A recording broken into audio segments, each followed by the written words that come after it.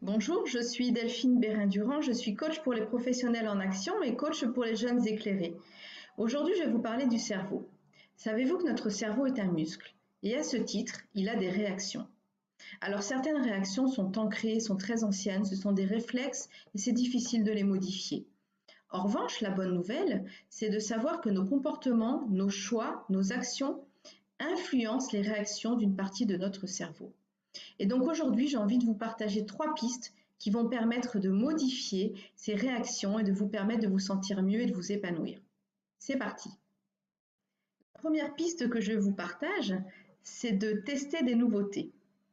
Avez-vous remarqué comment nous pouvons être pleinement satisfaits quand nous sommes dans des situations où nous sommes alertes, éveillés, que l'on remarque ce qui se passe autour de nous, que nous sommes attentifs à nos sensations? Malheureusement, nous sommes souvent en mode automatique, avec des habitudes, des routines, et on ne se rend plus bien compte de ce qui se passe. Donc, pour vous inviter à développer cette capacité de perception, il faut réaliser des choses comme si c'était la première fois. Donc, ce que je vous propose, c'est par exemple de changer d'itinéraire pour aller au travail, de déjeuner avec de nouvelles personnes, ça peut être des collègues différents, au restaurant peut-être de prendre un menu nouveau, celui que vous n'osez pas prendre d'habitude, et d'être attentif à ce qui se passe, aux sensations que vous allez se ressentir, à ce que vous allez voir, à ce que vous allez entendre, à ce que vous allez déguster. Soyez en pleine conscience de ce moment et voyez l'effet que ça procure sur votre cerveau et sur votre sentiment général. La deuxième piste que je vous propose, c'est de se parler autrement. Nous nous parlons entre 300 et 1000 mots par minute. Et il faut savoir que notre cerveau ne fait pas la différence entre la réalité et la fiction. Il enregistre, il mémorise et il croit tout ce qu'on lui dit. Et malheureusement, on a souvent tendance à avoir un discours assez critique envers nous-mêmes. On aura plutôt tendance à dire « je suis bête, je suis nul » et je reste poli. « Je ne sais rien faire, je ne vais pas y arriver, je ne suis pas capable ». Et qu'est-ce qui se passe? Le cerveau, il enregistre et se dit « c'est ça ». Et donc, notre comportement va être en lien avec ce discours interne que l'on se tient. Donc, vous l'aurez compris, ce que je vous propose, c'est de modifier ce discours intérieur et de vous parler avec bienveillance en utilisant des mots positifs. Le choix des mots est très important.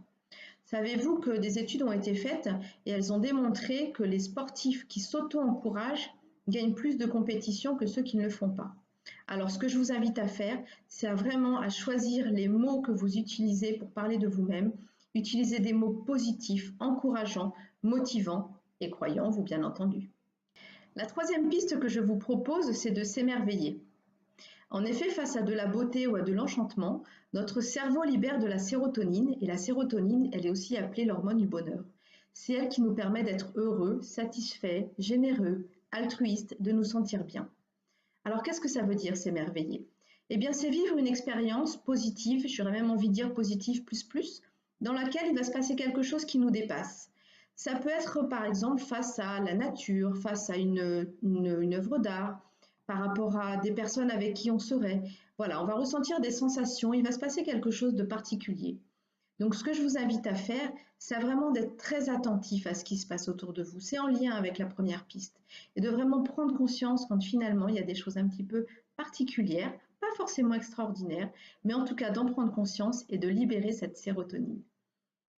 Voilà, j'espère que ces 3 pistes vous seront utiles et je vous invite à partager vos commentaires, vos expériences sous la vidéo et surtout n'hésitez pas à vous abonner à mes pages Facebook, LinkedIn et YouTube. Et je vous dis à très bientôt pour de nouvelles aventures.